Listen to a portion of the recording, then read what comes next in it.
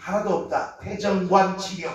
1877년 태정관 지령이라고 하는 이 문서는 자기들이 드러내면은 문제가 생길까봐 다 숨겨두고 무조건 자기는 독도는 우리 땅이라고 하는데, 실질적으로 태정관 지령 1877년 지도를 그릴 때 그때 일본의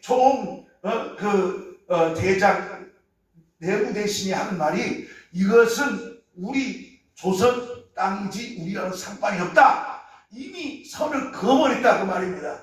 그것이 1877년 태정관 지령의 문서에 지금도 남아있는데, 저희들은 그것을 약점이기 때문에 말을 하지 않습니다. 그럼 우리는 역사적으로 우리 대마도는 우리 땅 아닙니까?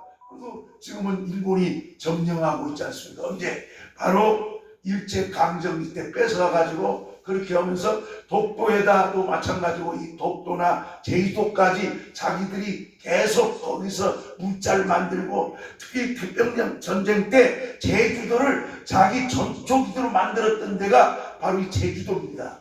그래서 제주도는 이렇게 자기들이 가장 그러니까 우리 8.15 강복절이 나서도 제주도는 한 달 넘게 제주는 이 일본이 점령하고 있어가지고 갈 생각도 안 하고, 그러다가 나중에 이제 우리 대한민국의 독립이 되었다 해가지고 그 사람들이 이제 일본으로 돌아가는 그런 일들이 벌어졌는데, 그러면서도 독도는 자꾸 자기 땅으로 이야기하고 있지만, 독도는 역사적으로나 또 지정학상으로나 세계적으로 볼 때에 1877년 태정관 지령에도 이미 자기네들이 그림을 그릴 때도 그것은 조선 땅이기 때문에 거기는 더 이상 말하지 말라고 자기네들이 그렇게 역사적으로 해놓고,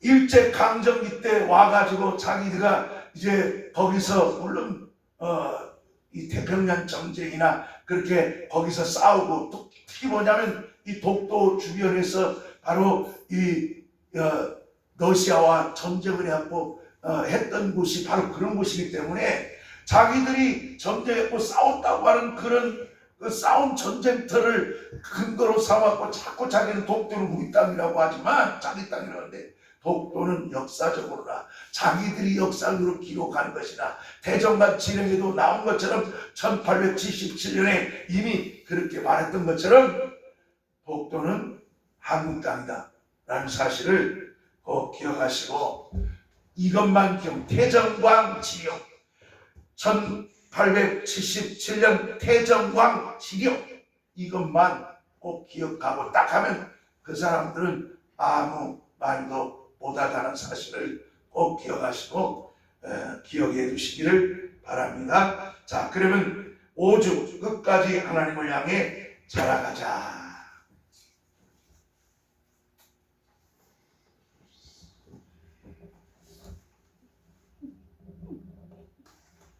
자, 끝까지 하나님을 향해 자라가자. 우리는 교회는 멈춰 있는 곳이 아닙니다. 우리는 예수를 믿음으로써 신앙이 점점 자라가야 되죠. 그래서 우리가 회개하면 이렇게 죄사함 받고, 그리고 하나님께서 성령을 선물로 우리에게 주셔서 거듭나게 하시고, 그리고 점점 성화되어 가고, 그리고 더 나아가서 이제 이러한 우리들의 삶을 감사 생활로 예배하고 찬송하고 주일마다 예배 드리는 이 사실을 우리는 결코 잊어서는 안 됩니다. 그래서 우리는 끝까지 천국 갈 때까지 우리는 하나님을 향해서 나가고 성장하는 우리 애람교회 성도들 되시기를 바랍니다. 자, 그러면 로마서 11장 25절을 우리 함께 보시겠습니다. 성경 로마서 11장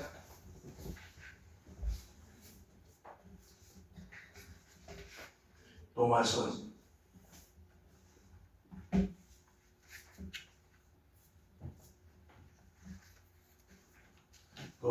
11장 25절. 로마서 11장 25절. 우리 한 절만 우리 다 같이 함께 읽겠습니다.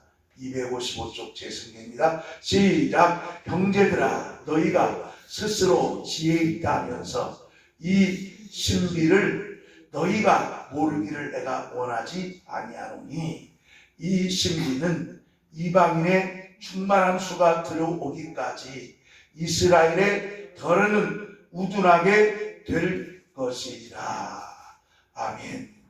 자, 바울 사도가 이 로마서는 이 바울 사도가 마지막 이 유대에서 붙잡혀 가지고 나는 가이사의 신문을 받겠다 해가지고 그런 배를 타고 이렇게 로마까지 이렇게 가게 됩니다. 그래서 로마의 사람들에게 이제 복음을 또 전하고, 그 당시에 그 사도 바울은 이 감옥에 있었지만 그 사람은 로마 사람입니다.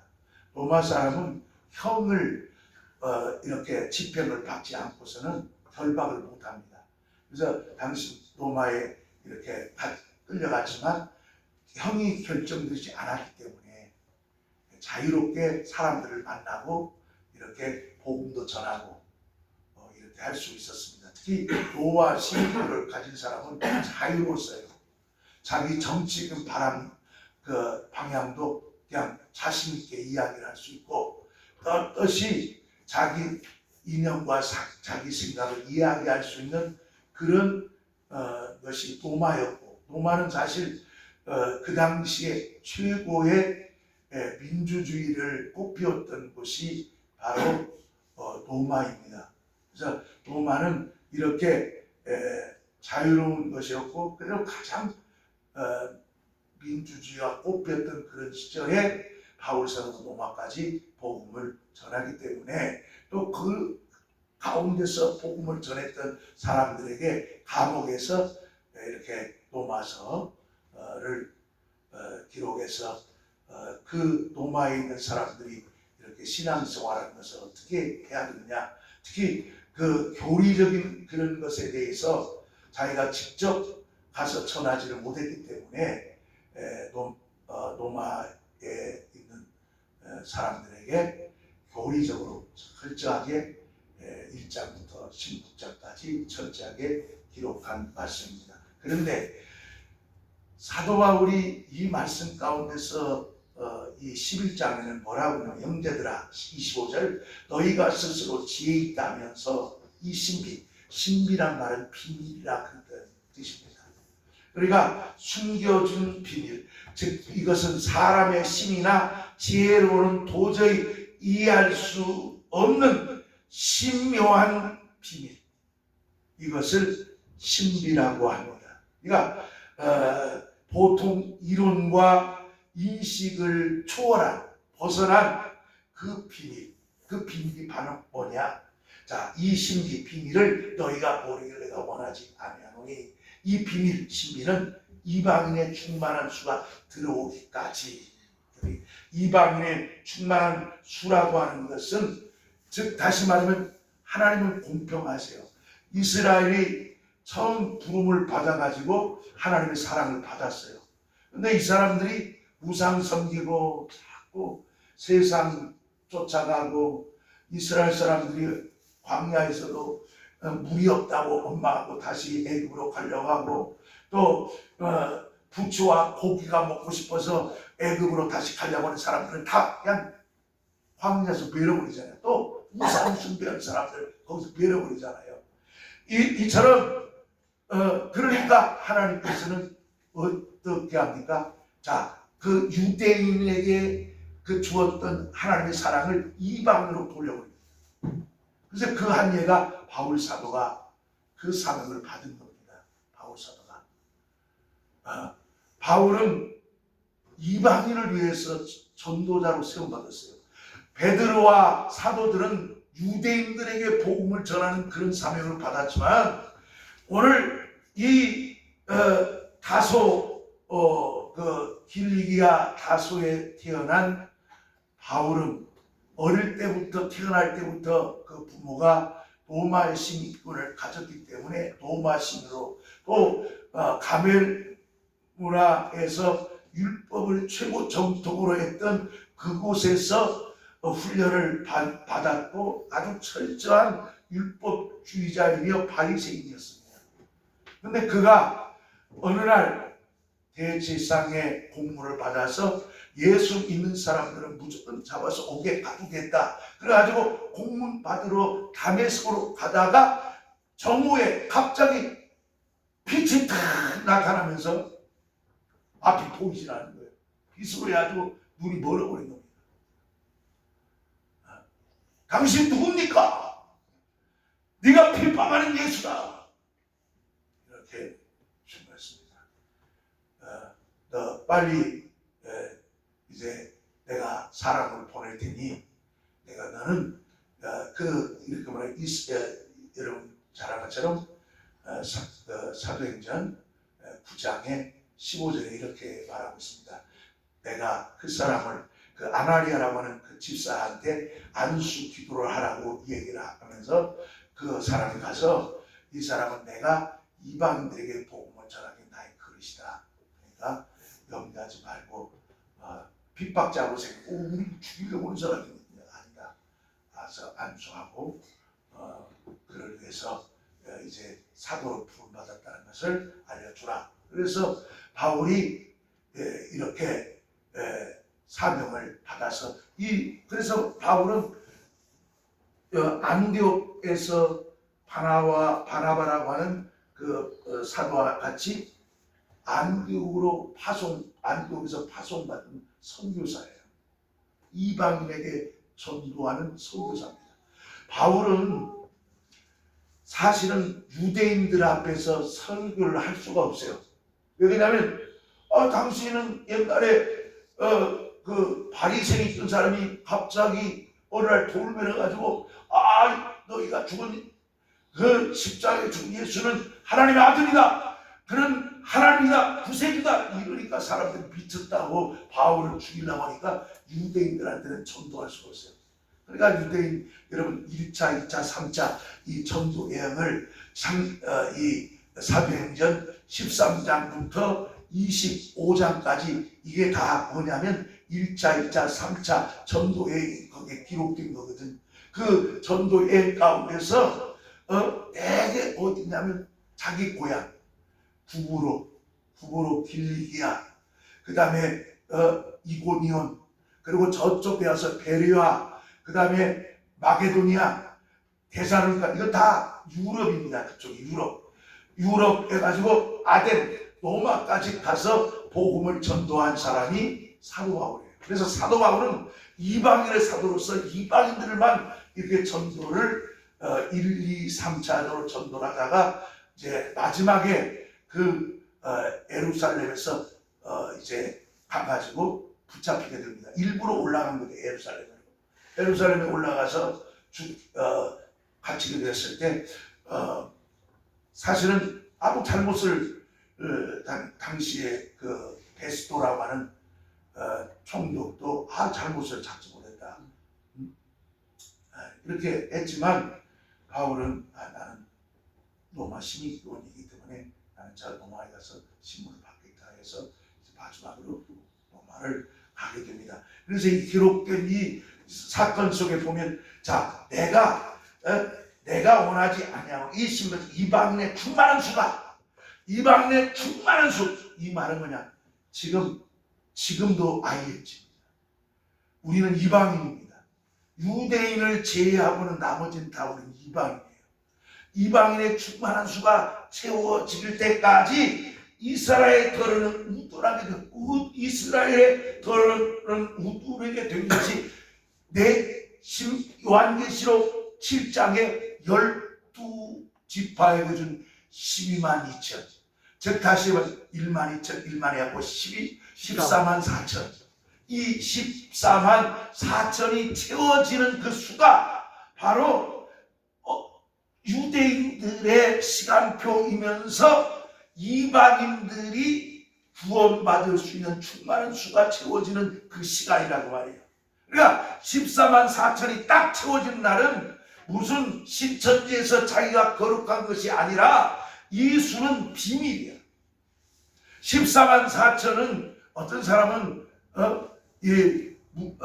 숫자적인 현대적인 숫자를 이해하고 상징적이다 이렇게 이야기를 하는데 그거 중요하지 않아요. 상징적인 수나 문자적인 수나 똑같이 14만 4천 채워지는 것은 하나님께서 비밀로 바울 사도에게 주었던 영감이에요. 그걸 지금 얘기하는 거예요. 그렇기 때문에 충만한 이방인의 충만한 수가 들어까지 아직 이방인이 안 채워진 거예요. 그러니까 14만 4천이 아직 안 채워졌다는 얘기는 결국 무슨 얘기냐면 이방인의 수가 아직 충만한 수가 완전히 100% 안 채워졌다는 거예요. 그러면 이 말에 똑같은 게 14만 4천이 채워졌다는 말은 결국 이방인의 충만한 수가 채워졌다는 얘기고 이방인의 수가 채워졌다는 말은 14만 4천이 채워졌다는 얘기와 똑같은 것이 되어버린다 이 말이에요. 그러므로 우리는 이렇게 근거로 인해서 이야기할 수가 있어야 된다 이 말이에요. 성경을 이렇게. 그래서 여러분 보다시피 이렇게 말하고 있지 않습니까? 여기 자 26절에 그리하면 온 이스라엘의 구원을 받으리라. 기록된 바 구원자가 시온에서 오사 야곱이 경건치 않은 것을 돌이키시겠고 내가 그들의 죄를 없애고 그들의 이루어진 내 언약이 이것이란 바 같으리라. 복음으로 하면 그들이 바로 이스라엘이 너희를로 말미암아 원수된 자요 택하심으로 하면 조상들로 말미암아 사랑. 택하심은 이스라엘 먼저 택함받았죠. 택함받았다는 말이 구원받았다는 말이 아니야. 하나님의 백성으로 택함받은 거라 이 말이에요. 율법을 지키고 율법을 지켜서 예수 그리스도 오심을 그 일을 감당하고 십자가에서 예수를 못 박아 죽이는 그 일까지 감당케 한 것이 누구냐? 이스라엘 백성들의 사명이에요. 그게 택함이야. 그걸로 끝난 거야. 그것으로서 유대로 살기는 끝난 겁니다. 자, 그러나 29절에 하나님이 은사로 부르신 후에 바람이 없느니라. 너희가 전에는 하나님께 순종하지 아니하더니 구약시대 때는 하나님 말씀에 순종하지 않은 이방인이었지 않습니까? 그러나 이제 이스라엘의 순종치 아니함으로 이제 국류를 입었어. 이제 유대인들이 미움받았지만 그 바람에 이방인들이 충만한 수까지 사랑을 받는 시간이 지금 이 시간이라 이 말이에요. 여러분 우리가 알아야 됩니다. 이 충만한 수가 채워진 것은 지금일 수도 있고 내일일 수 있고 어느 시간인지도 몰라요. 여러분 예수님이 언제 오느냐는 그것은 결국 이 비밀 속에 다 담겨져 있는 거예요. 이방인의 충만한 수가 채워지는 수가 바로 14만 4천이 딱 채워졌는데 아직 안 채워졌다는 얘기고 우리도 안 채워진 거예요. 이방인이 이거 쓸 때까지는 어떻게냐 발이 25절에 말한 것처럼 이스라엘이 털어는 우두가 자꾸 완악하게 한 것은 이방인을 아직 충만을 채우지 않기 위해서 자꾸 완악하게 하는 것이다. 그것은 하나님의 의도다. 하나님의 뜻이다. 이와 같이 31절에 이 사람들이 순종치 아니하는 이는 너희에게 베푸시는 긍휼로 이제 그들로 긍휼을 얻게 하려 하십니다. 우리는 긍휼을 지금 잊고 있는 거예요. 하나님이 모든 사람을 순종하지 아니하는 자 가운데서 가두어 두심은 모든 사람에게 긍휼을 베풀려 하십니다. 왜? 거기다가 14만 4천에다 가둬두고 충만한 수에 가둬둔 이유는 다른 것이 아니라 하나님에게 모든 사람들에게 긍휼을 베풀 위한 것이다. 공평하다. 그래서 예수님이 오시면 그때는 언제부터 이제 이스라엘의 구원이 나타나냐? 주님이 오시면서 이방의 전도는 끝이 나고 그때는 유대인들이 우리가 십자가를 못 봤던 그분이 바로 구세주였구나. 이때부터 회개가 시작한 거예요. 그래서 이스라엘 사람들이 구원받을 수 있는 기회는 천년왕국 시작함과 함께 그들이 복음을 받게 되는 기회가 되는 것이고 이방인은 절대로 그때는 예수 믿고 싶어도 못 믿어. 왜 힘들어서? 지금이 은혜 시대야. 지금이 은혜 받고 지금이 구원의 날이지. 그래서 이것은 이방인들에 주어지는 충만한 수. 그를 위해서 우리는 한 사람이라도 더 예수 앞으로 인도해서 모든 사람들이 예수 믿고 영생할 수 있도록 온 힘을 다해야 된다 이 말이야. 그러면서 이 30절에 깊도다 하나님의 지혜와 지식으로 풍성하며 그의 판단은 헤아리지 못할 것이며 그의 길은 찾지 못할 것이로되 누가 주의 마음을 알았냐? 누가 그의 무사가 되겠느냐? 누가 주께 먼저 들어서 갚으시고 있냐? 이는 만물이 주에게서 나오고 주로 말미암고 주에게로 돌아갑니다. 그에게 영광이 세세 있을지어다. 바울 사도가 이렇게 마무리를 짓잖아요. 그러므로 이 비밀을 다 예수 안에 있으면 이 비밀이 다 풀어지는 거예요. 노 목사도 그래서 한 거예요.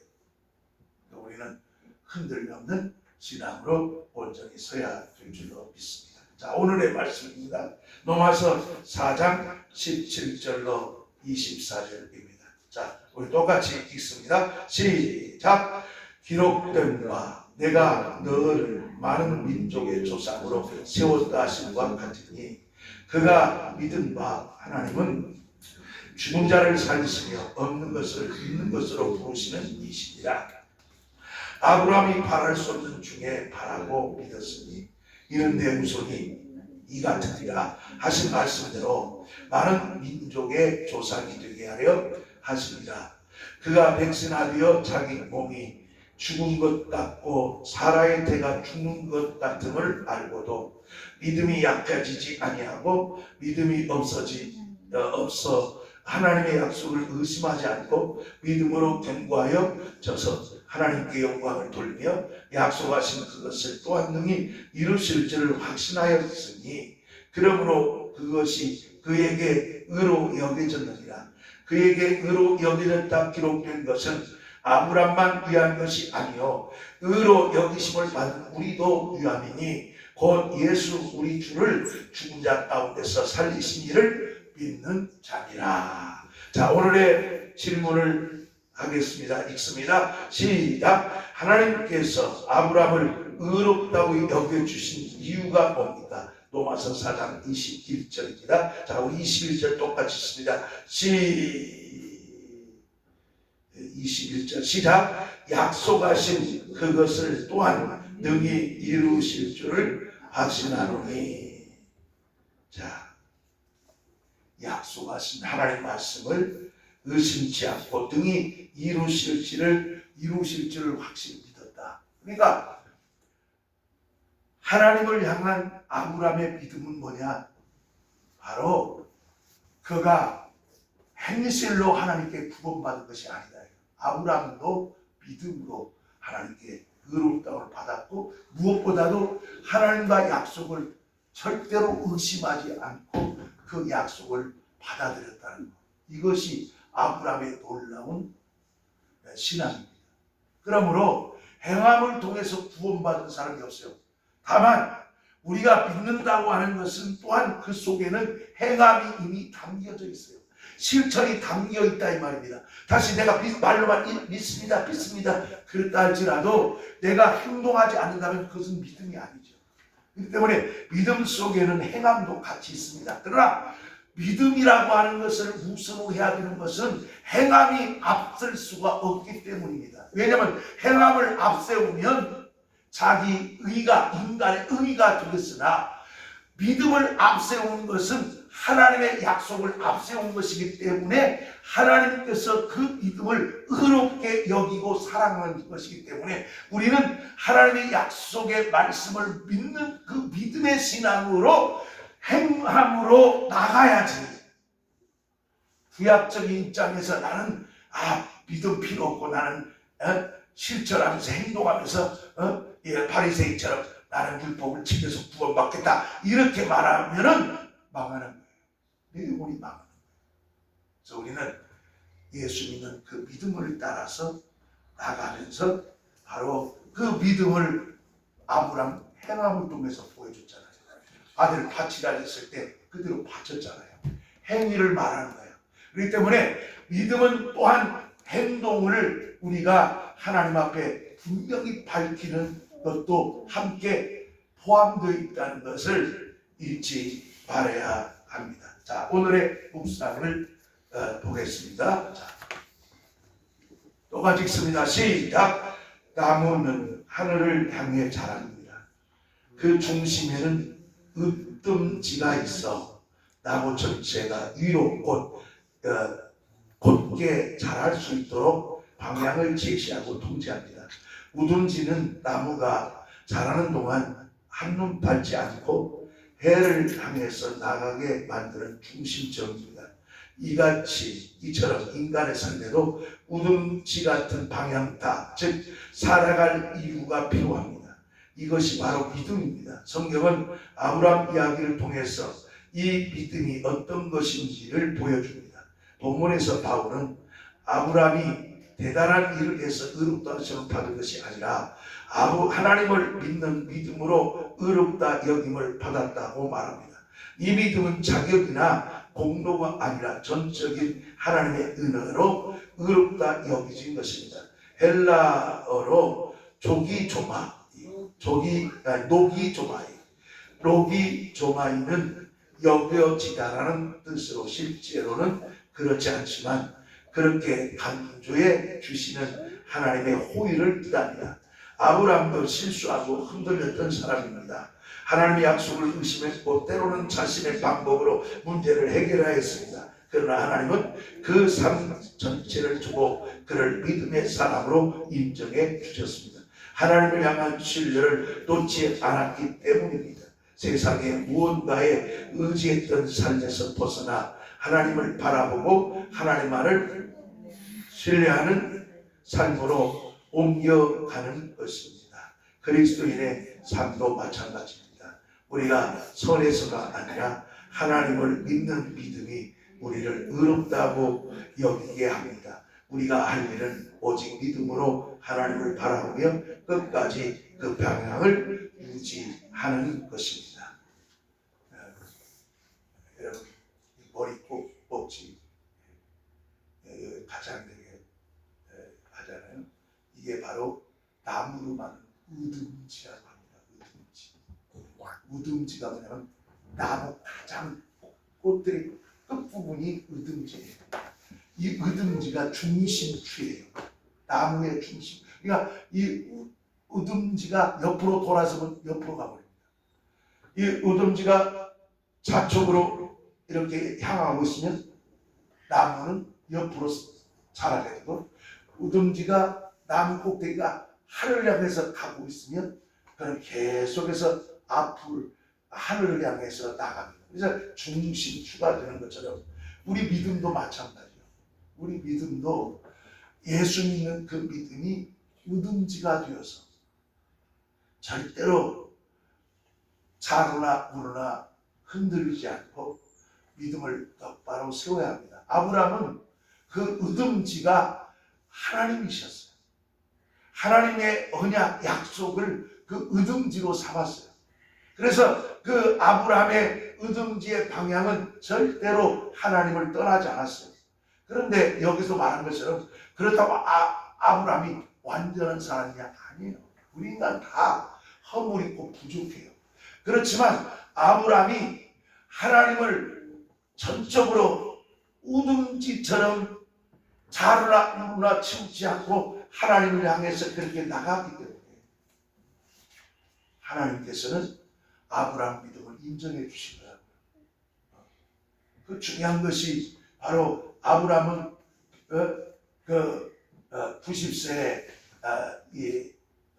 우리가 100세에 아들이 없었잖아요. 근데 하나님께서 내가 아들을 주겠다. 그래서 아들을 받은 게 이삭이지 않습니까? 근데 이삭이 아들로 주었지만 자기가 완전한 자기 아들이 아니었어요. 모리아산에 번제 감사예물을 드렸을 때 그 신앙을 인정받아서 그때부터 이삭이 자기 아들이 됐지, 하나님께서 뽑아갖고 키운 거 아니에요.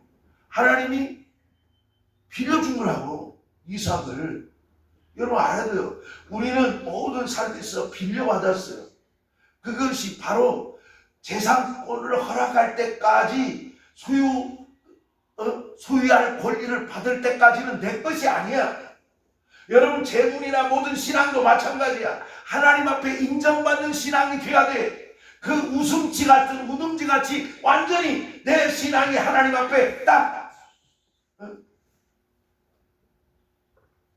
소유할 권리를 받을 수 있는 그 권리. 그러니까 모리아산에서 결국은 자기 아들을 소유권을 인정받은 거예요. 그래서 소유할 권리를 여러분, 내가 헌금 때마다 소유할 권리를 다, 이게 무서워요. 내가 내 재산권을, 소유권을 내 마음대로 할 수 있도록 권리를 주십시오. 하나님이 그 권리를 주지 않을 때까지는 내가 아무리 쓰고 싶어도 못 쓰는 겁니다. 그래서 우리는 아브라함이 비록 자기 아들을 얻어 키웠잖아요, 하나님 앞에. 그러나 그 소유권을 어느 때? 온전히 드렸습니다.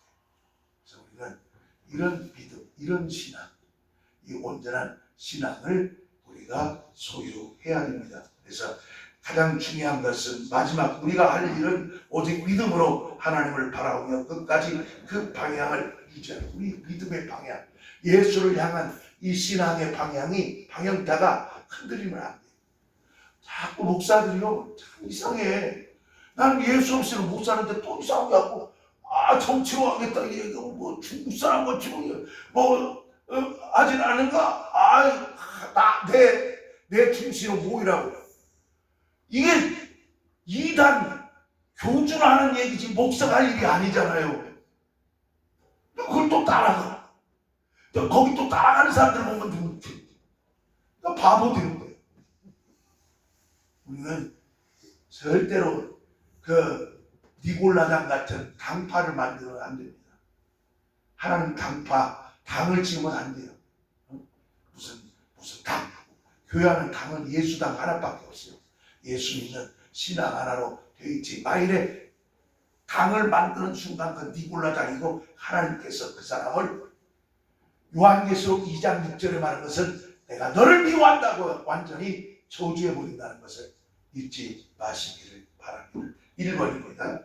지금, 똑같이 읽습니다. 시작. 지금 나의 삶을 이끄는 것은 하나님을 향한 신뢰와 확신입니까? 지금 질문한 거예요. 예, 아니옵니다. 예입니까? 아닙니까? 예.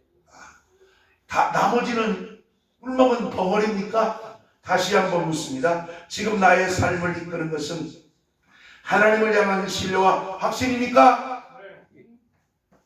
예, 아닌 사람 어디 있어요? 빨리 대답하란 말이에요. 바로 대답해놓고 나중에 생각해. 목사가 하라고 하면 따라서는 괜히 그냥 복 받는 거야.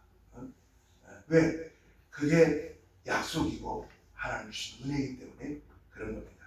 의듬지처럼 하나님이 중한 그 믿음과 확신, 예수 믿는 믿음과 확신을 갖고 우리가 살면 결국 우듬지 같은 신앙의 사람이 되어지는 것입니다. 2번입니다. 자, 시작. 나는 나의 자격이나 노력으로 하나님 앞에 서려야 할 때가 있습니까? 예, 아니요. 예, 아니요. 네. 아니요. 네, 아니요. 그래야 됩니다. 맞아요. 무조건 예 나오니까 무조건 예면 안 돼요. 이럴 때는 지금 우리 강동 집사처럼 지혜롭게 아니요라고 합니다. 자, 다시 묻습니다. 나는 나의 자격이나 노력으로 하나님께 서려 할 때가 있었습니까? 아니요. 과거는 있었다 할지라도 지금은 아니요 라고 이야기해야 됩니다. 그래야 하나님의 사랑을 받는 것입니다. 예수 믿고서도 처음에는 내심과 지혜로 살려고 했지만 이제는 온전히 하나님을 경외하는 믿음으로 의듬지 예수 그리스도를 향해서 우리가 의듬지의 중심을 잡고 우리가 믿음으로 나가면 승리하는 성도가 된다는 사실을 믿으시기를 바랍니다. 할렐루야. 기도. 자, 우리 오늘의 기도입니다. 시작. 끝까지 주님을 신뢰하고 따라가겠습니다. 세상의 조건이나 자격이 따지기 전에 주님의 약속을 믿으며 따라가겠습니다. 정말 주님